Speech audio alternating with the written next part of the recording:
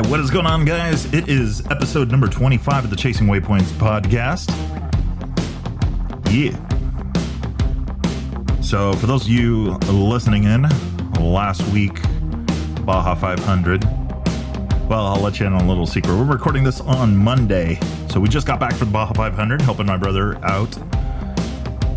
Salt UTV, Adrian Orellana. Good run, third place. Lots of good competition and a bunch of bottlenecks.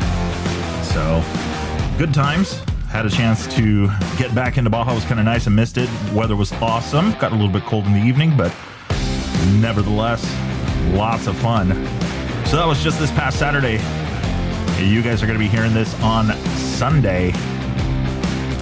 And we have got another guest for you. We are doing another In the Bivouac this time around. Seems like that's what we've been doing most of it, but you know what? There's so many cool people to talk to in the motorcycle industry. So looking forward to, and then not so much motorcycle industry, but the rally world.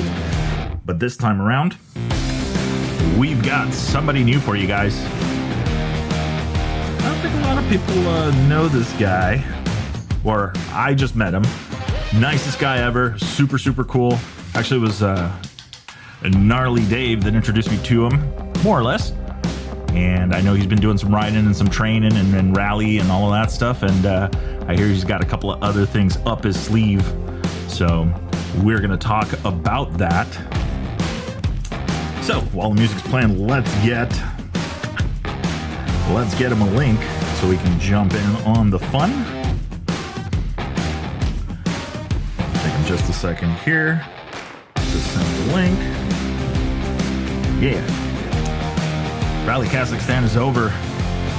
Skylar House, if you were listening to this, I want to reach out. I want to talk a little bit about that Rockstar Husky you were riding now. See how that thing is. Sonora Rally is over. Suspension is back from conflict. All sorts of stuff going on. I'm looking forward to riding. I had a lot of fun. Also, if you guys keep an eye out, last week's episode, that was with none other than Chris Parker from Wattweiler Performance. So hopefully you guys got a chance to check that out. If not, rewind to that episode, take a listen. That was a ton of fun. So, also going to be a movie coming out here in the next few days. They're going to be breaking it up. Movie premiere is Tuesday night. But that was about that episode. This is about this episode. And it looks like we have got Ace on the line here. Let me turn this party down. Ace, you there? I'm here, Victor. How you doing? Yeah, doing all right, sir. How are you? I'm great. Thanks for having me on. Yeah, absolutely. Well, thanks for coming on. The pleasure is mine, sir. Nice. Okay, so let's see. Where am I going to start with this? All right, first and foremost, how's the wrist? You know, the wrist is slow to heal. It's just, I never thought it was broken, but the longer I go with this thing, the more I'm leaning toward it might have a hairline fracture. It just not getting that much better. So I'm continuing to walk around in a split and get that, sympathy every once in a while and tell the story a million times of what happened. But, it'll be all right. It heals. It heals, exactly. But there's a good story behind it. Well, I guess, yeah. There's always a story, right? True. Good, bad, ugly, whatever, but it was still fun. It was fun, and we, persevered and kept going and finished it out, so can't complain. And that, I could see in your face that it was not comfortable whatsoever, but you still lined up and you still finished the stages. Yeah, that was... there was a lot to get to Sonora this year. After 2020, my bike and truck and gear and everything was already down and staged in Southern California, ready to make to the trip down to Sonora in 2020. And I don't know if you know or not, but I work at a level 1 trauma center in Portland. And the day before I was to fly out, the president of our entire system came to me and said, I understand you're getting ready to leave. and he's an old Army vet captain. He says, I'm going to have to ask you to stay. The proverbial stuff is about to hit the fan around here and really need you to stay. So, I did, and I just basically canceled my plans. And fortunately, the organizers at Sonora were graceful and allowed me to bow out of that entry and push it to the next year. And Alex at Conflict and Rally Pan Am did the same. And so basically I hit pause for, a little bit over a year. There wasn't much that wasn't going to keep me from finishing that rally. Nice. So you just got an extra year to prepare for it. Yeah. And fortunately they pushed it back. I was out training in November, late November. I think it was November 21st. And, just cruising around the eastern Oregon desert and getting the miles in and trying to prepare. And I came across a cattle guard at speed, and I did something wrong. I still don't know what happened, but I wadded it pretty good fourth gear and dislocated and separated my shoulder. And that just, put another time crunch on things and trying to get it to heal. And, I went and saw, I'm 50 years old now. I just turned 50 in February. So, and I still think I'm 20 at heart. Dirt bikes have a way one of of doing those that. guys that I'm never going to grow old, and I'm going to wad it hard one day and be done. But anyway, went to the physical therapist, and she says, and you want to do what in February? And I was supposed to lead a big ride with High Desert Adventures down in Baja. And January 31st, we were leaving. And she's like, I can't see you doing a push-up in 2 months from now, let alone riding a motorcycle across the desert. But, we got it done. And great physicians and modern medicine. I'll just leave it at that. Nice. Well, and you were in shape. The rally was definitely challenging for a lot of people. And and that's really where I got to interact with you. But tell us the story. Yeah. How was Sonora Rally the experience for you? Was this the first year you did it? I did it in 2019. Okay. And that was my first real rally ever. Mm-hmm. And kind of doing it again in 2021 was my second real rally ever. Okay. So I don't have a lot of miles under my belt in the rally world. I've done a lot of road books, and I've gone to YSR. And for those who know what that is, then you know what that is. Okay. I haven't, I've almost done the Baja Rally once, and just time commitment and stuff like that pushed it off. But this year is full gas. We're going to get as many in as we can, and as soon as this wrist heals up, we're on the gas again. Nice. Right back at it. Yeah. So, with that being said, Sonora Rally 2021 being your second rally, what even got you interested in rally? Where did that start? Interesting.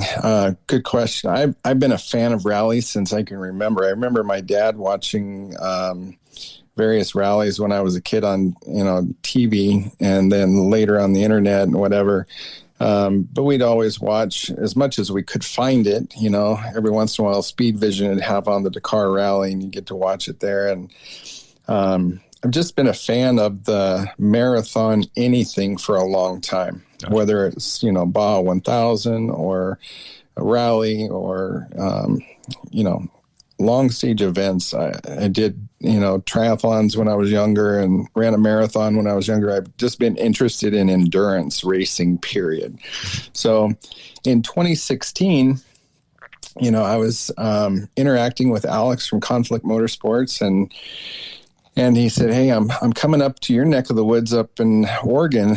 And I'd like to put on a school out there, but I'm having a heck of a time getting the permits. Mm-hmm. And I said, no problem, done. Let's just hold it on my pre-existing routes that I already have permits for, and I'll take care of it. And he said, really? I'm like, yeah, done. And so we'll get into High Desert Adventures a little bit later. But anyway, I was able to help Alex host a school with Scott Bright and David Peckham and among others. And all I did was support the ride, brought my truck out and chased people around and found them lost out in the desert, that kind of thing. Yeah. Shuttled gas and, helped make food and, basically just supported one of Scott Bright's and Alex's schools. And, I was watching guys that were, very experienced motorcyclists go off into the desert and come back 10, 15, 20 minutes later, just frustrated as all get out and not understanding where they made a mistake or this or that. And that was kind of the intent of the first day. And then, Scott gave instruction in the evening and the next morning, and they went out and they did a little bit better. Some still got frustrated, come back, whatever. But you figure out, man, what is so difficult about this? Mm-hmm. So later, when I acquired some rally gear, I went out and had to give it a shot myself. Went out to Pahrump, participated in one of Scott's schools, and I was just bit. I was bit hard. Nice. And it was game on from there. Game on from there. It just, and talking to various people, and you start making phone calls. What do I need to do? What equipment? I started off with the very most basic setup that you can: clamp on, road book, this and that. Mm-hmm. And just, invested the time of learning the nomenclature and figuring out the tulips and how to read a tulip and where you enter it from and what do you do, where's the action at. It all really kind of just jazzed me. And it was, it's not motocross, it's not off-road racing even. And it's kind of that progression as far as the pits are concerned and the people that are involved and the support of the various companies that are involved. It's the more, and not to bash motocross at all, but the further you get away from that, mm-hmm. the more personable it is and the more fun it is. So, yeah, and that's kind of what I like, is just the friendships that I've made and the challenge, the mental challenge of the game is really what interests me. Well, and it's not the amount of time that the game faces on for is reduced. I guess that would be a way of putting it, right? Yeah, for sure. And it's definitely not a sprint. It's more of a marathon, which is what I like. Yeah, the camaraderie. The thing that I just still live for in this is the bivouac experience. Hanging out with everybody, and it's like nobody's a racer at that point. Everybody's just working on their bikes. Well, that's a perfect example of kind of the contrast between like pro motocross and then rally. And if you go to, I live up here in the Pacific Northwest, and I go to the Washougal National every year that I possibly can. Mm-hmm. And if you walk through the pits, you might catch a glimpse of somebody. You might get really lucky and have somebody sign an autograph or even, talk to you for a couple of seconds. At rally, you can walk up to any one of the riders in the pits and have a heart-to-heart conversation, ask advice. Happy Dave is a great example of a guy that was riding for Rally Pan Am, the team that I rode on, and he was having issues with his Honda and scratching our heads, and he's like, he walked up to the guys at JCR, said, "Hey, I have an issue with my bike. Any chance you might be able to take a look?" And you have Johnny Campbell and Eric from, Japan over there, mm-hmm. Diagnosing and solving a problem in a matter of minutes. That's unheard of. Yeah. Otherwise, any other given race, it was probably trade secrets and, well, cool. Okay. Yeah. Well, check the air in the tires. I know it's misfiring, but check the air in the tires. It's probably that, Yeah. I mean, realistically, he's probably done if he doesn't have that level of service there. So, yeah, it's just experiences like that. I was really fortunate in that I had 2 events planned for this time period. Mm-hmm. And due to the time change of Sonora being pushed back, they conflicted with each other. So I was set to do the Rip to Cabo on the heels of the Sonora Rally. Mm-hmm. And trying to get 2 bikes ready and ship down to, one to Mexico, one to Southern California, just all that stuff. And happened to be training with Gnarly Dave. And he says, "Hey, you mind if one of my friends joins us?" "Yeah, no problem. Let's do this." And so we go out to run road books, and Jacob Augerbright shows up. Yeah. That kind of, okay, here we go. We're now riding with the national hare and hound champion.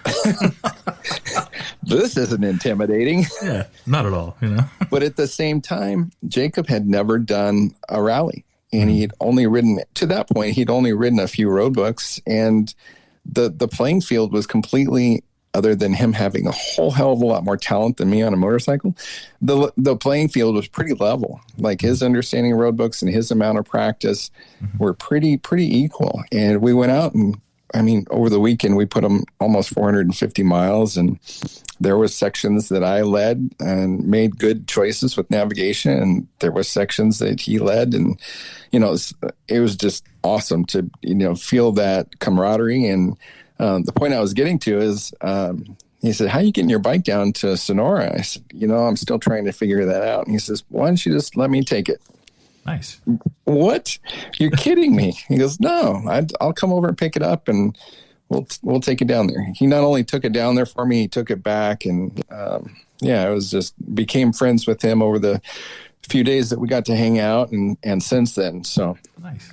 Just another example of the rally family that just grows and grows and grows as the sport grows. Yeah.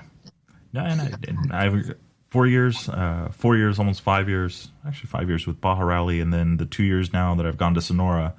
And yes, more new faces every year, the same faces, some missing, but it's growing, and that I think is the biggest thing, if we keep spreading the word and as people get more and more interested in it. And then, Ricky Brabeck and Skylar Howes and all of these guys doing, good, Andrew Short, as we get onto the international stage as well, I think it's only going to help keep growing the sport. But people need to get into the bivouacs. I think the bivouac will sell more people. Exactly. Yeah. This year at Sonora was a great example. All those names you mentioned, plus Nacho Cornejo coming all the way across the pond.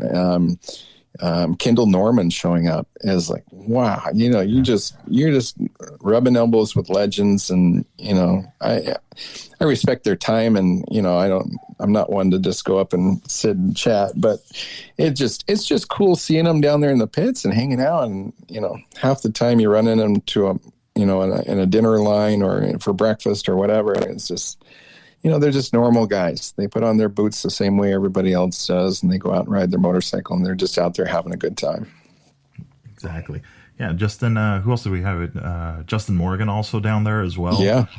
So yeah, it's crazy. All of a sudden, it's like you got all of these top level guys. Then the young gun, down there, right. Is it 19 years old, making it happen, Mason, killing it. Yeah. So it's crazy, and everybody is family. No, nobody's walking around with attitudes. Everybody's chill. Everybody's having fun, and so that's so great. So I thought, and correct me if I'm wrong, I still thought I saw a picture of you with the guys on the Rip. Did you move down that way after? Or I did. There was a few of us that were scheduled to do that ride, and so we were trying to, manage the logistics of getting from Sonora down to wherever the Rip was going to be on that day. And as it turned out, Johnny Campbell, Ricky, Nacho, and Ramon were all headed that direction. And he's like, "Yeah, why don't you just ride down with us? This is Johnny Campbell." And I'm like, "You got to be kidding." And I was like, "Yeah, I'll pay for gas. I mean, what do you want me to do? I'll buy lunch, whatever." Yeah. So it ended up working out. And at that time, my wrist was, I finished out the last 2 days after I crashed on a Wednesday. And it honestly didn't hurt that bad. And I thought, you know what, I'll just tape it up. We're going to go for it and just finish out the ride. See, that's tough. Yeah. That is some tough stuff there, because I know it's not riding a dirt, like on a quad, you get a break. But, there's not a lot of quad riders on this that listen to this. But on a dirt bike, you don't get a break. Yeah. I'm sure I didn't do it any favors. Let's put it down. Even with the most engineering-minded tape job on that, it probably still didn't help. No. But it looked like a good time. I mean, the Rip to Cabo is always, you know, the pictures and the stuff that we see. I'm, of course, waiting for the video to come out and the coverage on that. So it's always a good time with that group. Cameron Steele leads the Desert Assassins down there, and it's not a ride that you can sign up for or, you know, pay to go on or anything like that. It is an invitation only ride. And I was lucky enough, you know, this goes back to the off-road community, and racing in Baja. And I started racing Baja in 2008. I raced my first 1,000 as an alternate on a team, and the next year I went back and did it with another guy, and we did it as a 2-man team, which was a little bit insane, but we did. And our pre-running was pretty limited. Anyway, long story short, I ran out of gas on the Diablo dry lake bed about 11 miles from my planned pit. And so I was just pushing my bike across the lake bed. It was getting dark, and Cameron Steele was out pre-running for the 1,000 and came across me. He and a couple other buggies, and he pulled up. He says, "Hey, you out of gas?" I'm like, "Yeah." He's going, "Hey, I got gas." And I was riding a 300 2-stroke is what I was pre-running on. He's like, "You got oil for that thing?" I'm like, "Yeah, I got oil." And he's like, "Great." So all I need is a splash. And he like filled me up with 4.5 gallons of race gas. And we just, you know, ever since then we've kept in touch, and he's invited me to come on the Rip, you know, many years. And just last year, not this year, but the previous year was my first time to go down and participate in that. Actually, it was 2019 because we didn't have one in 2020. So, but yeah, we've just been friends ever since. And I've done Rip to the Rockies with him and a couple other rides, and he's family, and it's he's family to anybody that knows him like that. You know, he'll give you the shirt off his back, and he's just good people, and he's a good ambassador of Baja. Yeah, I don't know him personally, but it's one of those people that it doesn't take a lot of looking around to see that's the way that he is. Yeah, you know, and really cares around the group. And I had heard the same thing, that it was that ride was most definitely invite only, but that you could see, and it seems like the group's grown a bit, you know, from the first iterations of it, or the first times that it happened. And then he did the things like the Trail of Missions as well. Right. That was on the Raptors, if I remember correctly. Correct. Yep, that's the truck tour. The truck tour. So that, you know, pretty cool. So it's cool. Like, he is definitely an ambassador, you know, to Baja, and knows more than just the typical, you know, the typical stuff. You know, he gets in there, he's, you know, elbows deep in history and stuff and places to go. So it's awesome to see. Very, very much so. He knows his way around. He knows all the trails down there. And he knows who made them, and he pays homage to those people. He respects them. He knows the locals. He knows what beaches to go on, what beaches not to go on. He knows when the turtles are running, and when there was the route that we had planned in 2019, had about a 50-mile section of beach in it. But because of there was a tropical storm or hurricane that came through right before we came down, and it altered what the turtles did. And the locals reached out to them and told them, "Hey, stay off the beach in this area." So we got to that area, verified, yep, that's what's happened. They're running early. So we rerouted after riding all day. We rerouted around that section, and it took us, 2.5, 3 hours to route around it. But it was never a question. It was like, this is what's the right thing to do. This is what we're going to do. Yeah, that's awesome. That is definitely awesome. I mean, no greater example than, we're trying to take care of the areas that you ride in, and it's a different approach than what California does, where they just basically lock the gate. Right. Right. So that's very awesome. That a story I'm sure only a few people know that story over there, but that's really, really cool. So with that, I mean, you've done a couple of rides and all that, and you kind of alluded to it a little bit earlier, but I just found out High Desert Adventures. What's that about? High Desert Adventures is a company that a buddy of mine, Greg Munn, started out of Prineville, Oregon. So over in Central Oregon, real close to Bend. He started the company in 2006 or 7 and asked me to come along as a guide to help ride some trail and visit the different towns of Central Oregon. Okay.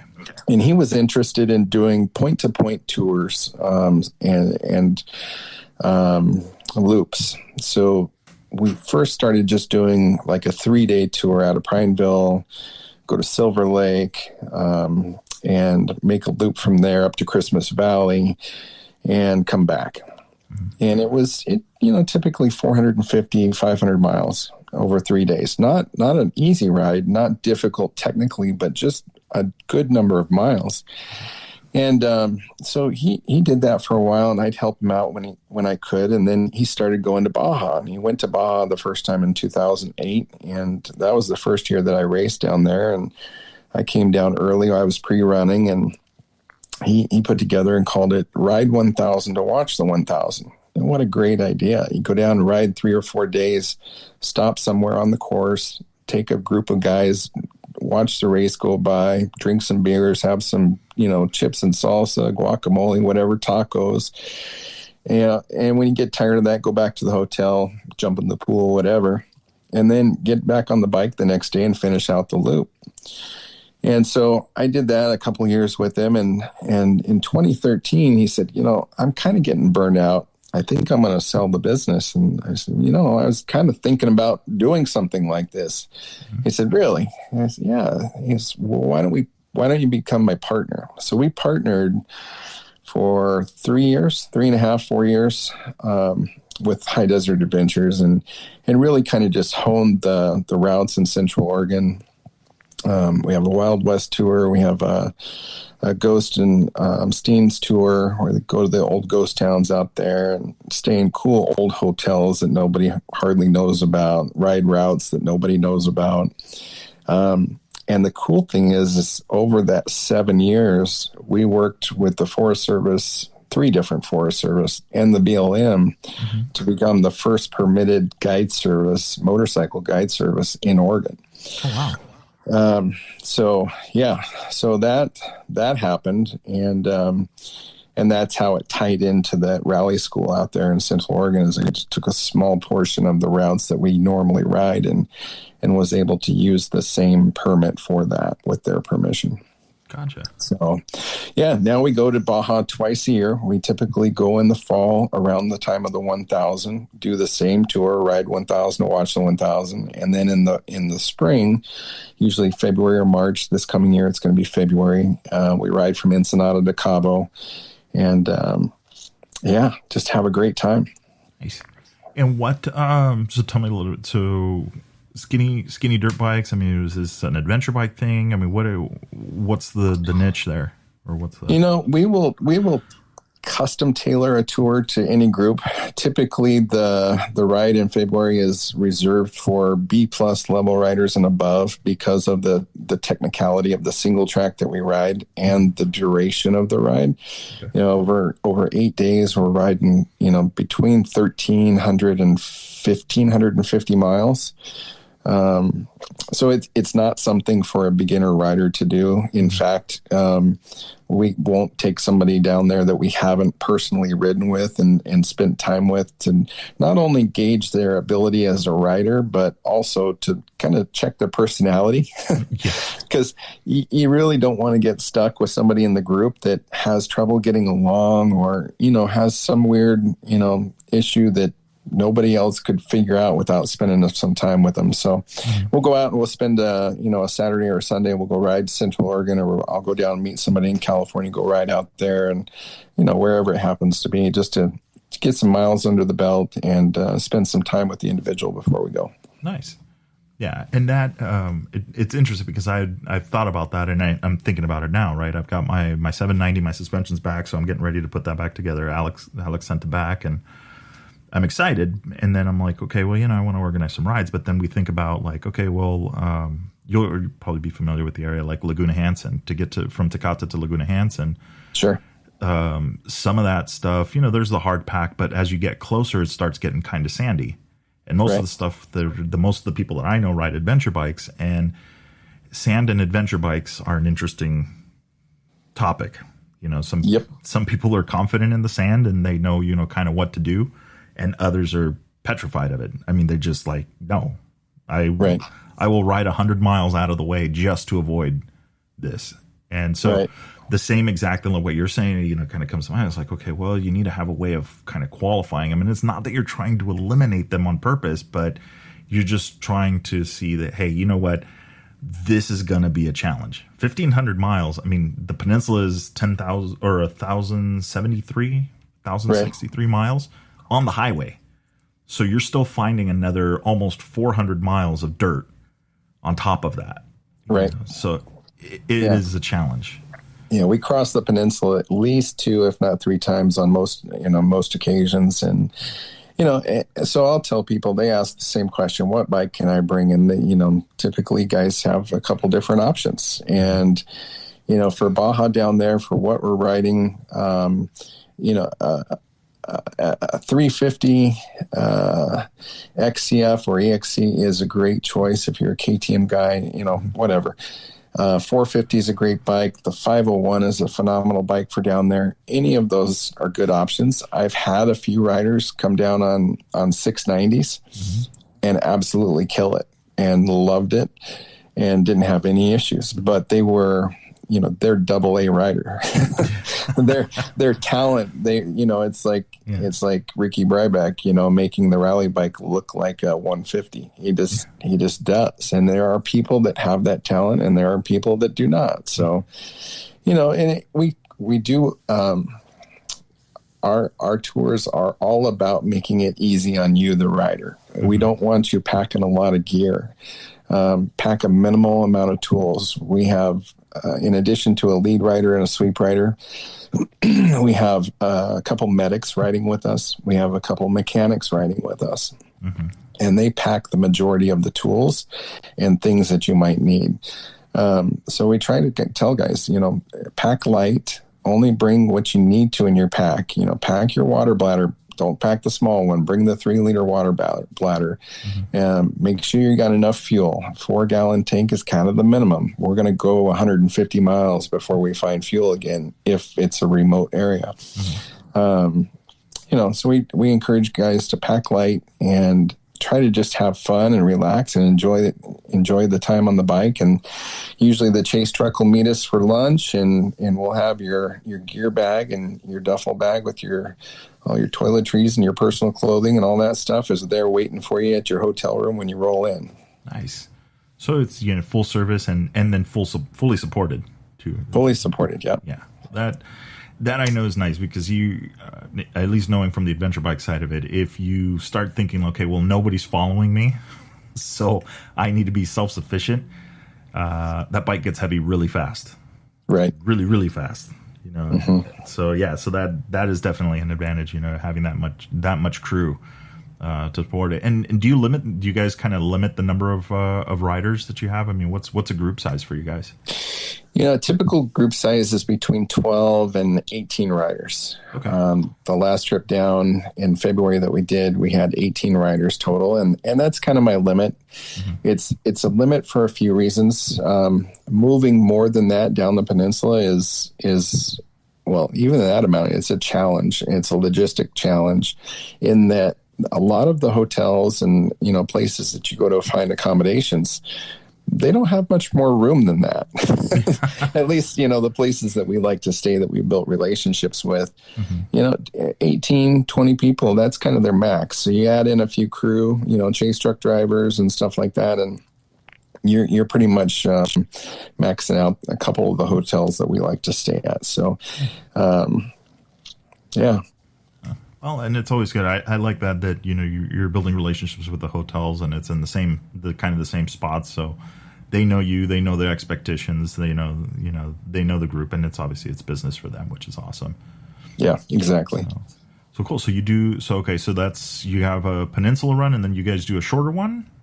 We do a loop in the fall, like I said, to watch the 1,000. So, you know, and we'll take more time on the Pacific side typically, and try to gobble up as much single track as we can. Start right out of La Bufadora and head south, into, you know, through Irandera and on down to, oh goodness. What's that? San Vicente, Pirates Cove, all that area? Yeah, we end up landing at, oh, my goodness, I'm drawing a blank. I must have hit my head when I crashed. I'm trying to think of like old mills down there. Yep, kind of that's where we go. We end up at Old Mill. Gotcha. Javier takes great care of us. Nice. So it's a good time. And then on down to Catavina, and then depending on where the race is going, what side of the peninsula it's headed down on, if it's a loop or not, we'll go from there to find a good spot to watch. Gotcha. And Catavina is such a horrible place to ride to. I don't even know why you would take people down there. Yeah. No, it's terrible. Don't ever go down there. If you guys are listening, don't ever go down there. Yeah, it's awful. No, I know. Yeah, at least don't go out down there without a guide. It really gets sparse after Catavina. Mm-hmm. So I know Cameron and his crew refer to it as the never, never. You're never going to see anybody else. You're never going to get cell coverage. You'll likely not find a gas station. So it's a place, you go beyond that point, you better know what you're doing, and you better have a plan, a backup plan. We call it plan A, B, C, D, E, and F, and you hope that you never get to F. Yeah. I would completely agree with that. So I'll rewind. Yes, it's a great area. Yes, riding, but it is a nationally protected area. It's not one of those places that you just, you get free reign of it. But exactly what you're saying. It's not something that you would just, fly from across the ocean just to go ride that area without knowing, what you're doing, because it gets dangerous really quick. What was it? Baja Rally this past year, I rode my 790 down, and I basically did the whole, it really wasn't the rally. It was just kind of we ended up making kind of like a private event, but, just riding to Catavina and back and then into one of the sections, I almost I literally rolled into, Rosario on fumes. Oh, wow. Yep. And I was just like, I know better. I know better than this. And hot day, everything's sacked, but stupid decision. And I've been down there enough times to know that. And, all it took was one stupid decision, don't splash. And that's what, so if you're out in the middle of nowhere, you down there in that area, you really, really have to know. You have to know what's going on. Yeah. But the sunsets down there are absolutely amazing. Oh, they're really hard to be beat. Some of my favorites are out of Gonzaga Bay. Gonzaga Bay and LA Bay have just phenomenal sunrise and sunsets. It's something you'll never forget if you get the opportunity. And I know you've been down there, so you know what I'm talking about. Oh, yeah. Absolutely. We did a ride out of San Diego BMW Motorcycles when I worked there. We left there at, I think it was like 7 a.m. and rode straight to Catavina. And the whole time I was like, hey, let's stop here. Let's go. No, we have to be in Catavina for sunset. There's no stopping. Right. And powered through it. And it's absolutely, and it's like the land of, talking to some of the other guys, it's like Dr. Seuss land. The bosom trees that are down there are like literally incredible. Yeah. And it's like literally they're right out of a Dr. Seuss book. So yeah, that's just an amazing, it is an amazing area. If that, you're going down there and staying on that loop, I think that's, anybody listening to that's been thinking of doing a tour, they need to look up your website and get in on that, because it is awesome. So northern routes. So somewhere I've never been to. I know Baja. I know nothing of Oregon, and riding up there. What's the riding like up there? Where do you guys go? I know you mentioned some ghost towns. Yeah. So, I've had other guys ask me, what's it like riding in Central Oregon? And, I grew up in the Mojave Desert in Lancaster, California. Could ride right out of my garage. Well, push right out of my garage. My dad had made me push it the 2 or 3 blocks it took me to get to the desert. But anyway, it's kind of similar to that in the terrain.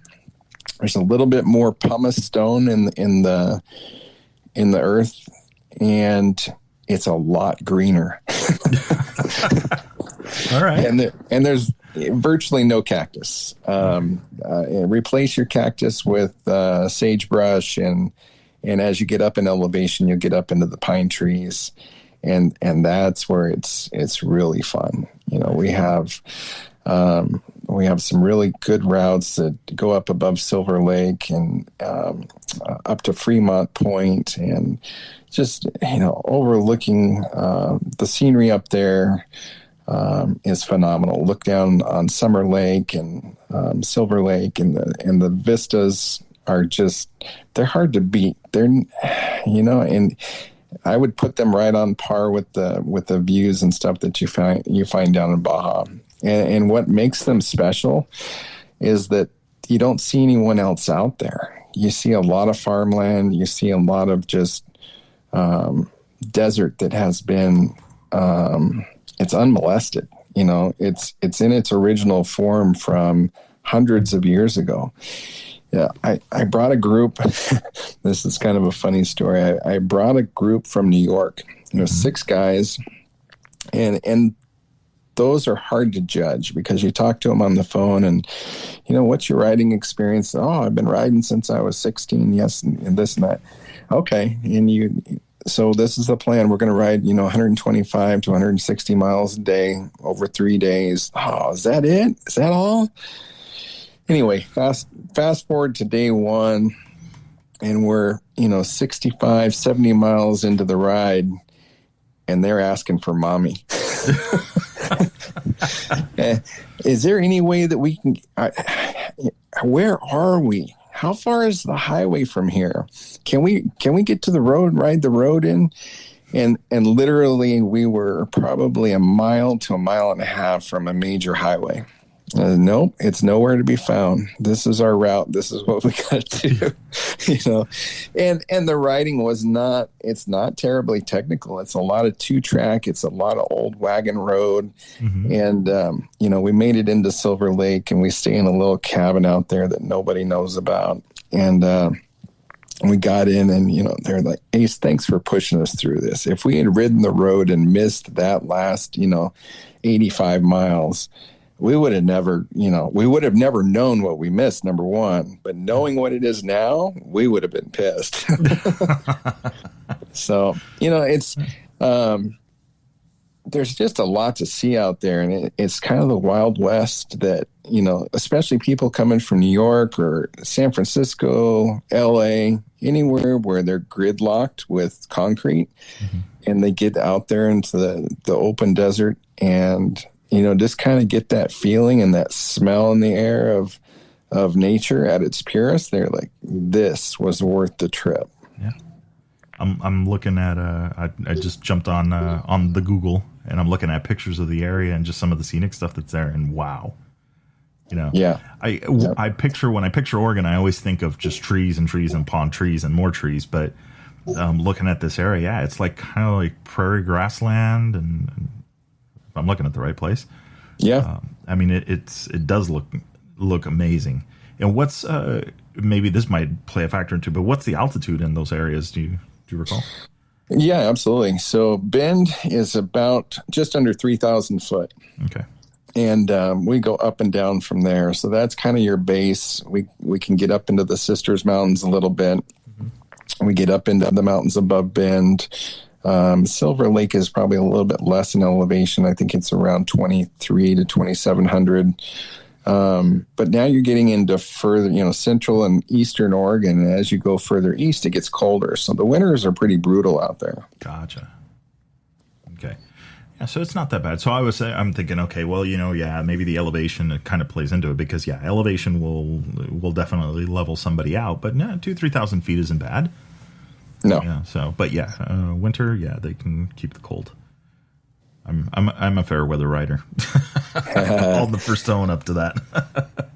Yeah, we start doing tours in Central Oregon in May, and we usually stop at the end of September, early October. If we have somebody that really wants to go in October, we'll try it. But it can get interesting. We've been snowed on a time or two.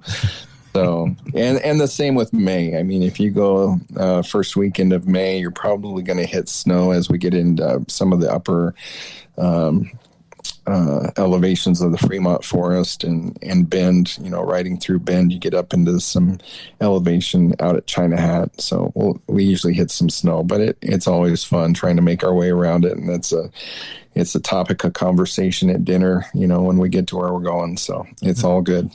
Nice. And they're same, right? Doing about 400 or 500 miles, you said? So, yeah, we have a 3-day tour. We've got a 5-day tour, and we can customize any of those. Right. All the routes are pretty much set, and we can link them together or do them separately, however you want to do it. And that's kind of cool because I think, if our relationship with the Forest Service and the BLM continues as it has been for the last 9 years, I think it's looking promising as I learn to build road books that we may have a rally out there someday. Uh-oh. Now we're getting serious. Yep. Yeah. Nice. Well, and so do you have a fair bit of it already road booked out, or is this just something you're starting to get into? Well, we're kind of getting into it, right? Oh, gotcha. So, Alex and I, when he was talking about doing a school, we first started out on a pretty big scale trying to do one of the routes that I already had, logged. But it would have been a point-to-point school. Mm-hmm. So we kind of scrapped that idea, but we kept some of the books that we built back then, a few of the stages. So he's got those and he probably won't mind me saying, but he's been working on additional stuff out there just via Google Earth and flying it. Mm-hmm. And I think, with the two of us, what I have and what he has and putting our brains together, I think we're going to be able to put together a really cool 3 or 4 day event that would be that would attract some talent, I think. Yeah. Well, and I mean, and it's, and it's practice for a lot of these guys. So that's how they, that's how they see it. And then obviously in the scenery and everything that's there, and you get more people interested. And so, yeah, it's awesome because that's what we need, if we want to grow the sport, I think, there is precedent out there already in China Hat area. Mm-hmm. They do an ISDE out there.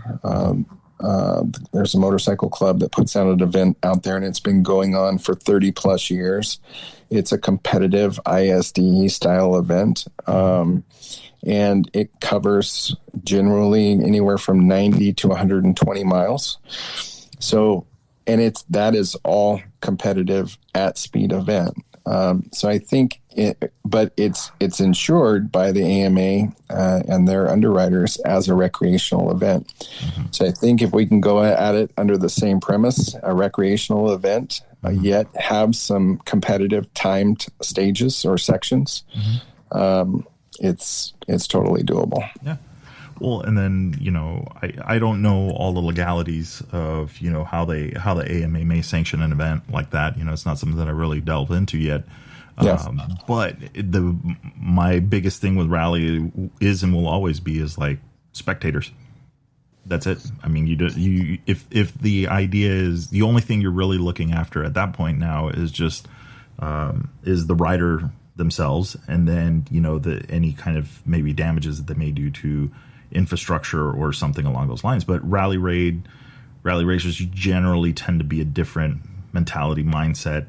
They got other stuff going on. It's not just how fast can I go through this section. Exactly. No, and that's what I think will make it doable. There aren't a lot of spectators for rally, right? And that's what keeps it the scope of it mild. But you've got the support crew. You've got all of the people putting on the event. It's basically a traveling circus. As you go from one town to the next, putting up a bivouac. And that's what these small towns, Central Oregon, Eastern Oregon, are craving. They are on fumes as far as, economy and feeding their families. Everything out there is, just on the verge of collapse. So any hint of bringing riders through, they are all for it. They're all for it. I was just calling around, checking in with some of my contacts this year to see if, you guys open for business. Can I bring a group through? Oh, absolutely. We're ready. Bring them. There's no hesitation. And that was the same thing in Baja when we went down in February. We were super nervous about going down there. I have so much respect for the people of Baja and love them so much that the last thing I wanted to do was bring a group of riders down there and bring COVID into some of these, small villages or something. Yeah. So we had a really heart-to-heart conversation with every place that we were to visit. And every one of them were, Ace, bring them. We're ready. We're ready. You have the whole hotel to yourself. Exposure is going to be minimal. We'll wear masks. We'll distance.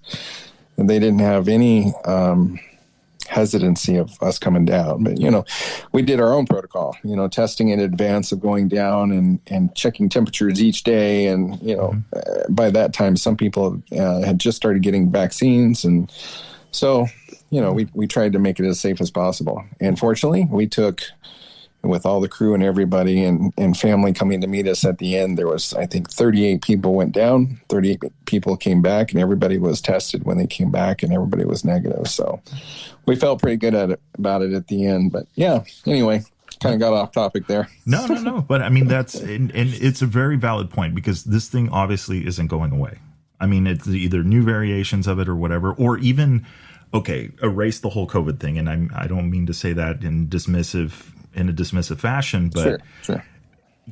This is stuff that it's almost like basic manners. And when you go to a place, be clean, respect people's distance, wash your hands, do all the things that they told you as a kid, get your hands out of your mouth, get your hands out of your face, all of this stuff. So this, I think, is, whether COVID was around or not, it's still good practice. And it's still stuff that, shows respect to the people that are there, because it's just as easy, a cold, with medical resources and stuff down there. Sometimes it's not easy to just, I've got a really bad cold, or I've got a really bad flu, or whatever. It can escalate, and something here where you're going to go sit in the emergency room for 6.5 hours. They don't have that ability there, even as much as it is here. So, yep. That's awesome. And, and that shows, taking responsibility for it, not just going whatever, Right. Right. So, because I did, unfortunately, I did see posts like that, and people thought oh, well, it's Mexico, whatever, we'll do what we want. And it's nah, it shouldn't be that way. Right. We're still guests of the country. So, but in another, it's awesome to see, checking in, and that the hotels and the places that you guys visit in both areas, Oregon and Baja, are looking for the business. They're ready to go. They're doing what they can, and then that's good. Definitely. Yeah. So when's so let's see, where are we at right now? So I know we got Baja Rally coming up in September, Coda Rally also mid-September. Where are you guys at for rides? I mean, do you already have rides on the calendar still for the remainder of the year? We do. We're open if somebody wants to put together a group and come out to Oregon. We're ready and taking reservations. We didn't list any rides on our website this year, except for the 2 Baja tours that we have coming up. Gotcha. Just because people are still pretty anxious about traveling right now. So, we figured if we did anything in Oregon, we'll customize it to whatever people want. And the routes in Baja are already set and they're not changing. So, yeah.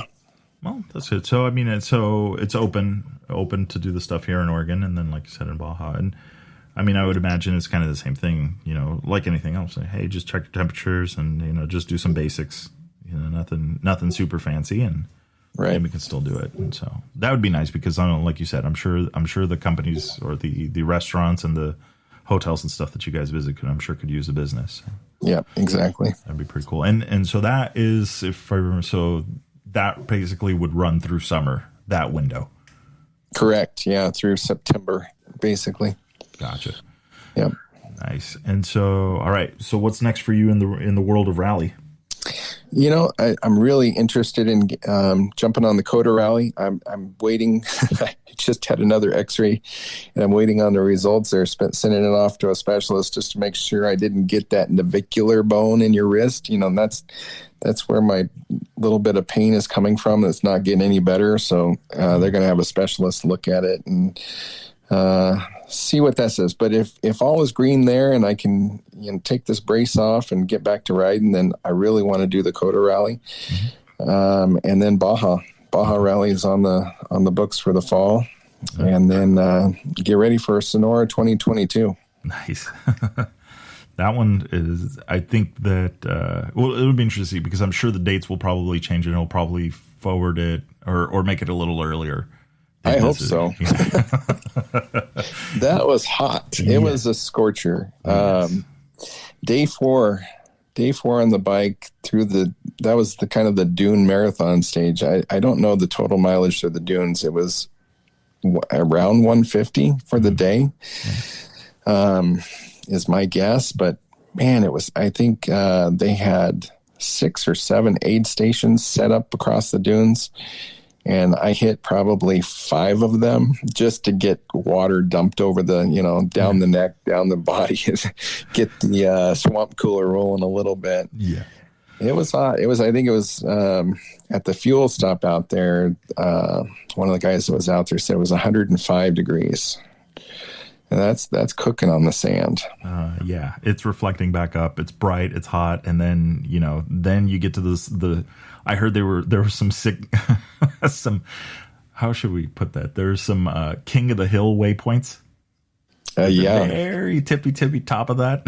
Yeah. So you're not going fast. You get to the point where you're just running out of steam. So I can only imagine it was a handful. There were some there was some good placement on those. I was kind of, you get to know the bookmakers a little bit as you ride these different road books. And I haven't ridden a lot. I've ridden, Scott Bright's, I've ridden Harley Dave's, and of course with Sonora Rally, Skilton's. But you get to know them, and I was thinking back to 2019, and I don't remember some of those being placed like they were in 2021. And you look at that hill and you're looking at your book, and okay, your Odo says this, and you've got the waypoint says it's 0.6 of a mile or a kilometer, and that could be the top of that dune. You all right? I guess we're going up this one, and away you go. And there was a couple of them that the dune peaked, and then there was another dune with a ridge going kind of parallel to the one you just climbed. Mm-hmm. So kind of a false front, if you will. And you had to go up a little bit more and get over that one to find the waypoint. A couple of them caught me off guard for sure. Yeah. Well, I think that was, I don't remember if it was that day. They kind of blurred together right in the middle. I think it was that day that nobody came back with a smile on their face. That day. That was brutal. Yeah. I came in my, my rear wheel. I was kind of hopping along as I came down the pavement into the bivouac, and we started out. Everybody starts out with fresh tires, fresh moose, all that stuff, and when I got done with Sonora Rally in 19, my mooses were still pretty good. Mm-hmm. So, Rally Pan Am, that team does a great job of checking everything out. And even if you destroy it, they'll rebuild it for you. Mm-hmm. But they didn't change my moose that night. And I felt it when I got on the bike Thursday morning. It felt fine. And when I got done, that moose was absolutely destroyed. There was basically a groove around the entire moon. They pulled it out. They said, "You got to come look at this." I'm like, holy cow, what happened there? The rim lock was melted to the tire. It was basically just peeled off. When they peeled off the tire, the tire got very, very, very hot. I was gonna say, it sounds like it got a little warm. Yeah. But I mean, yeah, it made it the adequate amount, like not another kilometer. It probably would have really came apart. Yeah.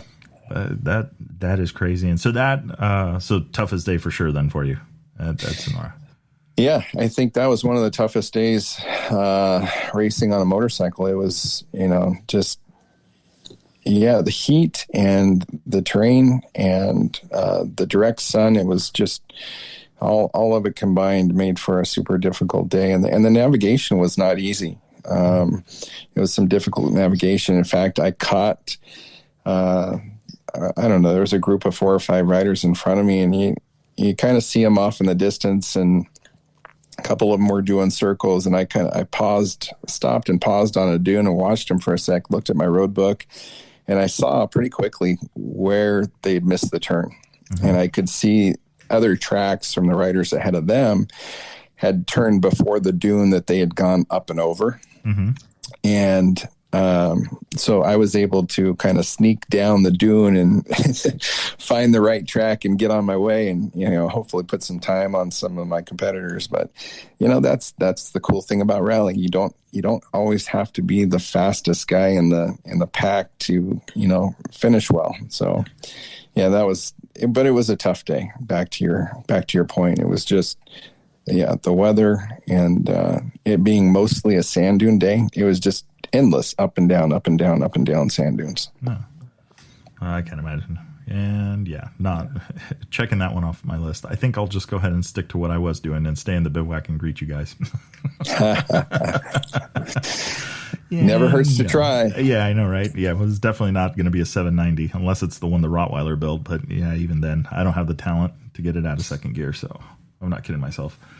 The navigation being difficult, tough days and stuff like that. So for a bit, this show, and kind of what I've been trying, obviously, is getting people into the sport and into rally and get them into navigation. So my question to you is, are there some things some of those aha moments as you were learning to navigate and doing stuff and getting into this that you want to share? I mean, that could help some people?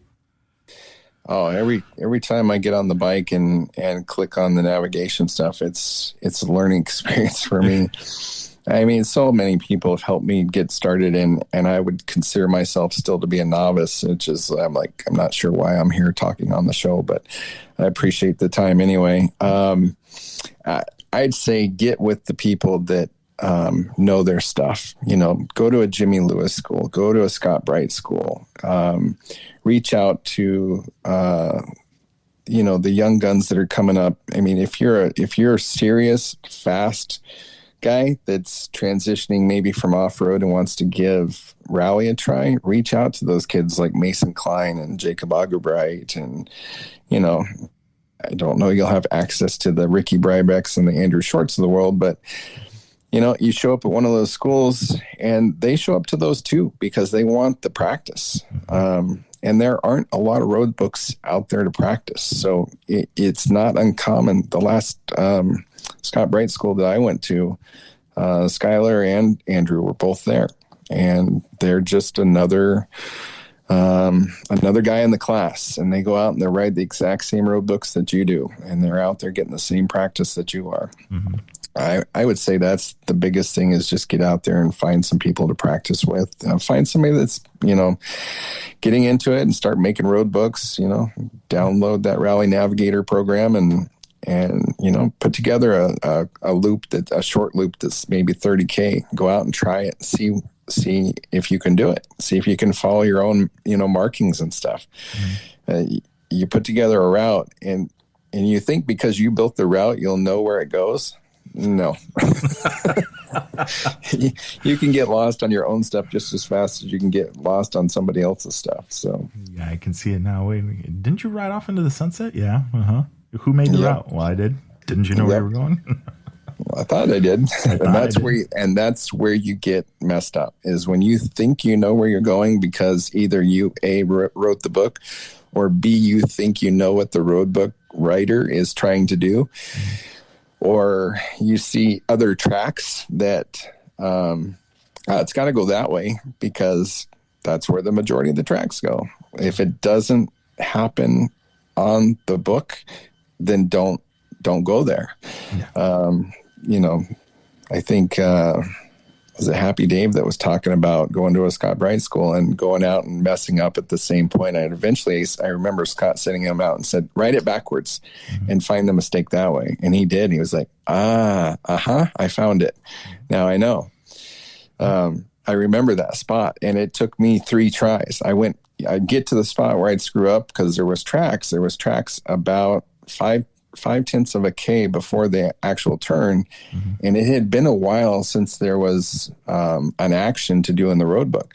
So you begin to wonder, is my mileage off? Is my odometer off just a little bit? That would make sense. This turn makes sense. Everything matches as far as the landscape is concerned. And I can't tell you how many times I've said that running gnarly Davis routes. Everything lined up. Yeah. Until it didn't. And then you make the turn, and then you keep going, and you're like, oh, yeah, I made a mistake somewhere. But in that case, the one that Happy Dave was talking about, I went back and got to we rode between 2 very large rock formations. And at that point, you could reset your Odo. And I did it like 3 times. Well, what I learned on that occasion is sometimes the books are off. It's not your Odo. It's the books that are off just slightly because they're building it via satellite, right? Most of the time. And then it's usually verified with somebody that rides the route and makes corrections. But sometimes those corrections, you might miss just one. So go another 2/10, 3/10 of a kilometer and find the actual turn. And when you do, you're like, there it is. Got it.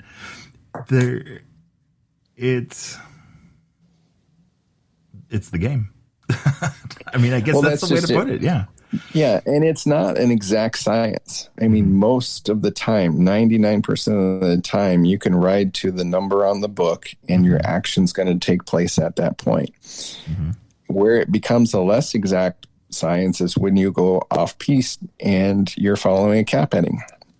And maybe you're on the cap heading for 70% of the time, and the other 30% of the time you're off by a degree or 2. At some point, you have to make up that variance or look for it in the distance. So then it becomes more of an art than an exact science. And I think, that combined with the marathon aspect of the game is what really, just drags me into it even more. Yeah, and it's the very same thing that levels the playing field, and that will never give a flat out outright advantage to somebody that has all the factoring backing and no practice. Right, and the thing that they're doing to make it even more so is giving you the road book the day before or the morning of instead of the day before, and prior event, back up to 2019 Sonora Rally, you get the road book the night before. They still did that for the first 2 or 3 stages this time, but then they started giving us the book the day of or the morning of. And that just makes everybody viewing the same road book the same way, with not a lot of time to study it. Yeah. Yeah. And you finally achieve that, almost like one of the last levels of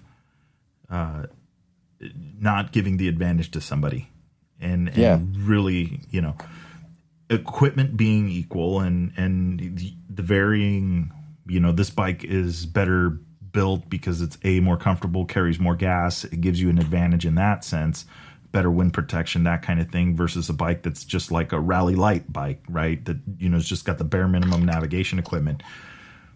There's going to be some differences there, but ultimately neither one of them, I think, has a flat out, if you don't have this piece of equipment, you're not going to win, or, it's going to be impossible to beat the other. It's all about the navigation. Right.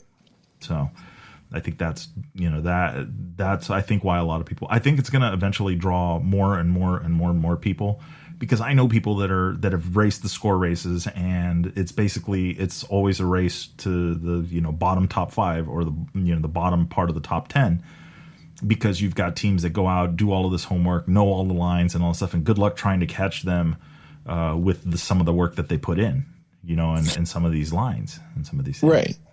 And it's not, yeah, I know exactly what you're saying, and good for them for going out and doing their homework and marking their trail and their secret lines, and that takes effort. And anybody is open to do that. If you want to go down and race Baja, you can go down there and pre-run, and basically memorize the course and, find those off the main lines that are going to save you 10, 15, 20 seconds here and there. And that's what ends up winning the races. And, that's the reason Johnny Campbell's an 11-time overall champion. Overall he beat everybody, including the trophy trucks, 11 times. And that was not from lack of effort, it was from him going down and putting in the work and doing his homework and spending the time pre-running for a month or more prior to the event. And yeah, just incredible. Yeah. And that, how do we say? So yeah, not to discredit the homework and the stuff that they're doing, but it's just, you've now doubled that group in size. Right. It's a great equalizer for the average rider. The average rider that's going down to race Baja gets there 3-4 days, maybe a week before the race to pre-run. And they might get in 3 or 4 runs on the section that they're scheduled to run. The factory guys are spending weeks down there. Yeah. So I like the idea of getting the road book the morning of, and it just levels the playing field. Yeah. I definitely agree with that. And then there's other stuff that I've seen, like, not including the starts and the finishes and stuff, certain liaison, certain sections, at the beginning or the end of the road book, in order to prevent, even if you did get it a little bit ahead of time, to have anybody try and fly it and recreate it and that kind of stuff. So it's, I'm glad that the organizations are taking that seriously. And even now, what do you think about the electronic roadbook thing? We got to see a few guys now on the Tower 1 down at Sonora. What are your thoughts on that? I got to run one. So I had one of the ICO Tower 1s on my bike, and I was impressed. It's super easy to use. It uses all the same, switches and things like that. Luke Bennett, who owns ICO and has been, developing that for the last, couple, 2-3 years, because it was being piloted in 2019 at Sonora. The only thing that they're still struggling with, and I don't know that it's any less of an issue than it is with a standard road book, is the glare, and the glare from the sun. I would say the Tower 1 is probably 10 times brighter than any iPad out there.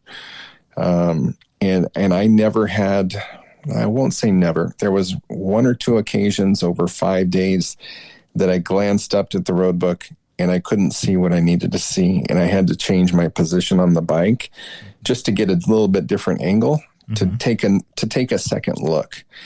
And it didn't affect I didn't miss a turn because of it or anything like that. So, I was pleasantly pleased and pleasantly surprised at how good it worked. It was super easy for him to come by in the morning and all Bluetooth, load the route for the day. Any changes, any alterations to the course that had been added or deleted were automatically, taken care of. I didn't have to go in and paste any paper or make any cuts or anything like that. So it really simplified it for me. While other guys were rolling their road book or their roll chart into their book, I was doing other stuff. I was hydrating. I was putting my stuff together. It just wasn't something I had to worry about. So in that respect, I really like it. Yeah. And and one of the premises there, and I think there's an argument for it, is that, well, marking the road book, and it's a safety thing, right? I mark my road book a certain way so that I know that's, it draws my attention to it. The digital road book and Rally Navigator basically auto coloring the notes and stuff like that. How did you feel about that? Did you wish you had a chance to mark it? No, did you honestly, it did a better job than I could have done if I had been handed my road book on the morning of. I don't think I could have marked it as well. Gotcha. No, it did a good job. The colors were bright. Mm-hmm. It was super obvious. The danger markings were super apparent. The only thing that I seemed to mess up a couple of times was the speed zones, but that's not a marking thing. Maybe I would have, made some hot pink or yellow stripes or something across the thing to draw my attention to it. But I think that's a learning factor versus an error. Gotcha. Just a little, yeah. I mean, I could see, yeah. I'm with you that I would probably been a little bit more because, a speed zone, the trouble usually doesn't happen mid-speed zone. The trouble happens at the beginning of it. At the beginning. Yeah. So if I, look back to other rallies that I've done and road books that I've written or whatever, if there's a speed zone, I do color the crap out of it. So, that maybe it made a difference. It wasn't a huge penalty for me. Well, most of them were not. There was one, they docked me, I think it was on the last day, and I had 3.5 hours over the next guy behind me, so it wasn't a big deal, but it was a 45-minute speeding penalty. I came in hot, and I didn't notice that it was a speed zone for a good period of time, apparently. Well, and it depends. Like, there's different rules between the two rallies. Sure. And the rally that I've worked with, Baja Rally, it's anywhere you go, the speed zone is based. The penalty is a exponential penalty. So how many seconds versus how many kilometers above the speed you're going. Right. And then with Sonora Rally, it's a minute per 2 seconds. And I'm just quoting this from what I vaguely remember. So, it's not law, but there's a certain penalty in the stage, and then there's a very aggressive penalty out of the state, out of the selective stage, out of the timed portion of it, which I agree with. I kind of like that because then, it helps tighten stuff up during the stage part. But then when you really have absolutely no reason to be speeding whatsoever, it is very aggressive. Yeah.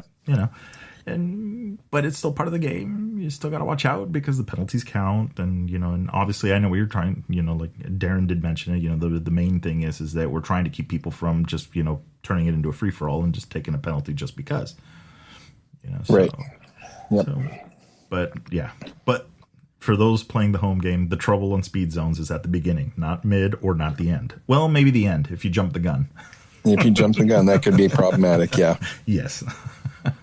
That's hard to do because it beeps at you. The Rallycom's such a cool device, and it, as obnoxious as the buzzer is, you really look for it and kind of anticipate when it's not only opening a waypoint for you or telling you the end of a speed zone is, it's go time, and so it's fun. It's one more thing that adds to the fun. Yeah. And from, setting my experience with the Rally Comp, as far as riding goes, has been, setting up waypoints and doing some of the testing for the other functions of the Rally Comp, and just I know I put this waypoint here on this road, and it should be coming up, and then then the thing goes off, and it's like, all right, perfect, now we're in business. Right. I can only imagine how much more exponential that feeling is when you're in the middle of nowhere. Oh, yeah. Yeah, and it's precise too. I think back to 2019, and we came up to a road crossing, and for safety reasons, for those, like you say, playing the home game, for safety reasons, when you cross a major road, they make you stop before you get to the road. And sometimes they'll put a waypoint there, and the waypoint, let's say, is 300 meters circle.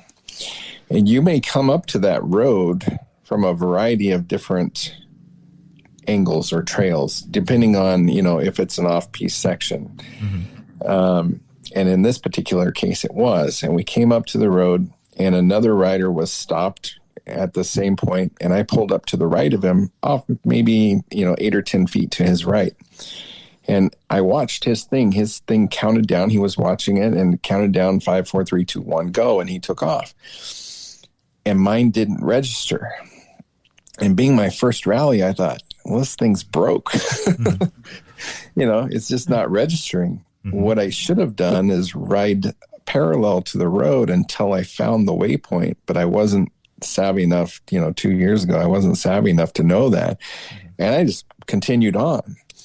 Well, if you don't hit the waypoint and clear it, it thinks you missed it. Mm-hmm. And you did. Most, 99.999% of the time, if you talk to Mike Johnson, it doesn't mess up. Either you hit it or you didn't. Yeah. So fast forward later that night, I get to the bivouac and it says that I've missed all these waypoints and I've got all these penalties. I'm like, I swear I hit every single one of them. And so they have a GPS log that they can go look at on the computer, and you also carry a tracking device on your person, and they use that and they overlay the two, and they can pretty much tell that you hit all the spots. But he pulled up that one in particular and he says, you missed it by 6 feet. Yeah. You were that far outside that. I said, okay, that explains it. That's why that guy got it and I didn't. And he goes, yeah, didn't you ride up and down the road? I'm like, no, I didn't know I could do that or should do that. So, you learn all the time. Mm-hmm. Yeah, it's a constant learning curve. But I mean, once you learn the rules of the game and what to look for, and I saw it in Baja Rally over the years, it's like the guys that we ended up handing some gnarly missed waypoint penalties to by the very next stage had it roped in. After a couple of those, it was like there was never another issue with it again. They understood that, hey, okay, I know I'm here, but I need to make sure the rally comp is here where it needs to be at that waypoint. And then, like what you said in your example, it's 6 feet to the left. That's all it took. Right. I mean, there's a radius associated with each waypoint, and if you're outside of that radius, you're outside of that radius. And so that's crazy. All right, so we're kind of wrapping it up, but all right. So if we want to know more about High Desert Adventures and more about your racing and your adventures, where can we find you? Yeah, highdesertadventures.net for all the tour stuff and to check out the rides that we've done in the past. We kind of just did a relaunch of our website this year, so there's not a lot of old content on there, but and the trip from February is on there and a bunch of cool videos. SRS Creative, Jubal Brown came along. He's also a rally guy. That does social media and marketing and stuff like that. We brought him along, and he just did a bang-up job for us and captured a lot of cool stuff and put it out there in a bunch of short videos. So that's one place to go. And, I'm not a huge, like I said, I'm an older guy and not huge into the social media, but we do have an Instagram account and a Facebook account for High Desert Adventures, and you can follow along there too. Same nomenclature. Nice. Yeah. Well, I'll do some scavenging, and I know I follow already the account, so I'll include the links on the podcast. So awesome. Down in the description, so people can find you and catch you out there, and hopefully get some tours. I'm getting curious of this Oregon thing. It's a fun place to come ride. The temperatures in the summertime are usually a nice escape from those of the Southern California, Arizona, Nevada deserts. And it's kind of a treat. Nice. Well, as long as we don't do some gnarly single track, I think I'll be good. I'm not. I am the first to not lie about my riding abilities. No, it's perfect. You come out with just, like I said, a lot of 2-track old wagon roads that you didn't think still existed, but they do. Go out, visit some old plane crashes and holes in the ground and hot springs, nice. Old western towns, ghost towns, you name it, we'll go find it. All right. Now I just got to convince work to let me do it. There you go. I'll tell them I'm scouting for another charging station or something. I'm sure they don't listen to this anyway, so I'm sure I can come up with some work-related excuse. Yep, that route between Reno and Bend is pretty. It's just too long for like a Tesla to make it. There's nothing in there to recharge those things. I'm doing outreach. What I'm looking for is people that are interested in hosting charging stations. I like it. Now I just got to convince the bosses. Nice.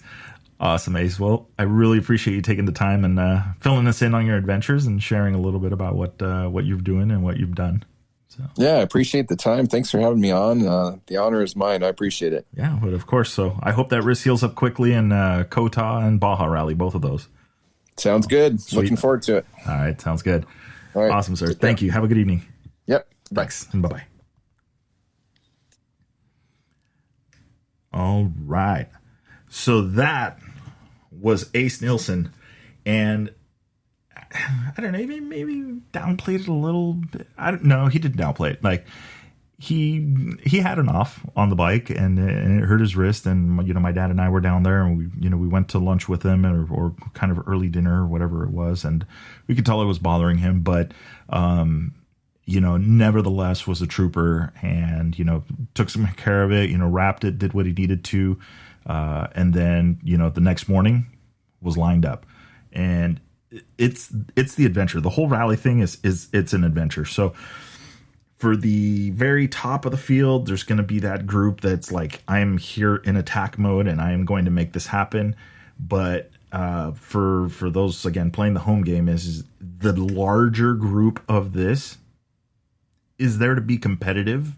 But it could be competitive in, I want to run a clean road book, and I want no penalties, and I want to complete each day, because each day, whichever event that you do, is not easy.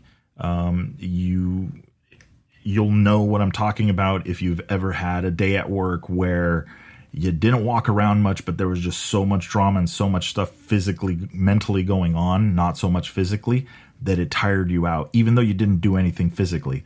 And then there's the other, hey, this was just brainless work. I didn't do it, but I'm just physically tired because I was walking back and forth and doing stuff. Okay. Rally racing is a combination of those two things. So every single day is an adventure, and I don't want to downplay it or make it seem like it is, but it is like the ultimate adventure, because just imagine I'm going to hand you a piece of paper and you're going to go navigate this into the middle of nowhere, and you're going to see these sights and see these things that, I'll never forget the day that Steve Henge came in after finishing one of the stages at Baja Rally. The same with Garrett Pichet also coming in, but the big one to me was Steve Hengeveld. I mean, this guy knows Baja. He's got a name for every rock, a name for every other bush, and then he knows every single corner of this. And for him to come back and say, I've never been down that road, and I've never been in this area and never seen that stuff, is huge. Because Southern Baja, but Northern Baja is so well ridden, so explored. There's trails everywhere. There's all this stuff. So to have somebody say that is something on the organization, and actually, and it's directly related to the work that Scotty Broman or Scotty Bloom does from Baja Rally in creating those road books and creating those routes. And that's not to downplay anything that the Darren Skilton from Sonora Rally does, because their routes, and this year there's challenges, but still this year was a navigation challenge for a lot of people, a lot of dune work, a lot of that stuff. But in the past, like the previous year, you've got these huge water crossings and these mountains and all of these stuff, and then these epic bivouacs. The bivouacs were just absolutely amazing. I saw the pictures. I so regret not going, but we were fresh in this whole toilet paper crisis, and just didn't feel right.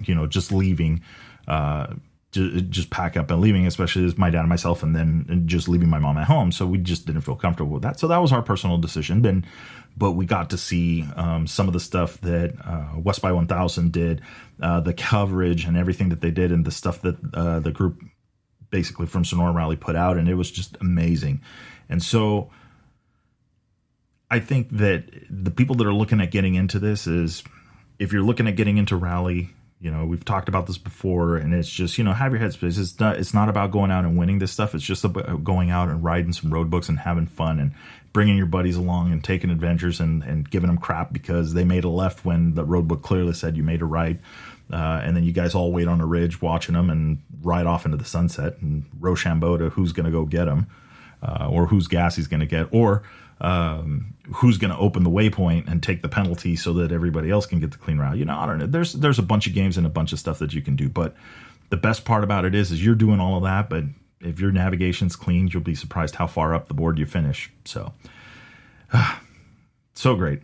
Absolutely great. So I'm going to start planning on when I'm going to go to Oregon and how am I going to get out there. So, because I have a feeling that Ace and company's got some really cool stuff to see up there. So I'm looking forward to it as I'm sitting here thinking and looking at pictures going, how do we make this happen? Well, we'll see. But anyway, it is episode number 25. There we go. Quarter of the way to episode 100. I got no idea what we're going to do for episode 100, but I am absolutely looking forward to it already. And it's not even here yet. So we got 75 more episodes to go just to get there. And we got a lot more events and a lot more stuff coming up. So Kota Rally coming up in September. We've got Baja Rally also right at the end of September. So Kota Rally is going to be right in the middle of September 10 through 14, somewhere in there. And then you've got Baja Rally right at the end that bleeds from the September 26th over to the October 2nd. And that is going to be, this year is actually going to be a 6-day event, 6-stage, if the information I've received is correct. So it is going to be amazing. So 6 days of rally raid down in this horrible place known as Baja. And I say that as sarcastically as possible because Baja is pretty awesome. Mainland Mexico is awesome as well. I was seeing some of the stuff now with Sonora Rally, a few stages and stuff like that. So I am looking forward to doing all of these events and being there, hanging out. I will be at Baja Rally. I'll be down there with the Rally Comp crew, working on that and helping the organization. And so looking forward to it. I think it's going to be a great time. And yeah, so stay tuned. Like I said, I have got my suspension back from Alex over at Conflict. It's sitting in the garage, all nice and warm. I got some choice parts from Rottweiler, namely the intake to install on my bike, and I am raring to go. So I'm happy we're recording this on a Monday, and you guys will be listening to this on Sunday, and hopefully I will be riding while you guys are listening to this on Sunday. So yes. All right. So don't forget, follow us on social media, Chasing Waypoints _official on Instagram, Chasing Waypoints on Facebook. You've got the YouTube also Chasing Waypoints. And more importantly, you've got the website, chasingwaypoints.com. You're going to find a link to this in the Facebook page or on the Facebook page. That'll be linking you to the website so you can listen there via Spotify. Don't forget, we are also on Apple Podcasts as well as Spotify and Rocket Podcasts. And Anchor does a great job of distributing it to a bunch of different platforms. So if you don't see your favorite platform, let me know. Maybe I can make that happen. But don't forget, like, subscribe. Let me know in the comment section of that Facebook post if you got any ideas or any feedback or anything maybe you want to hear from about Ace and High Desert Adventures. Maybe you're looking to sign up for that next trip that they do. So in the meantime, I hope everybody had a great week, is going to have a great week, and we will talk to you guys soon. Episode 26 coming in next week. Stay tuned.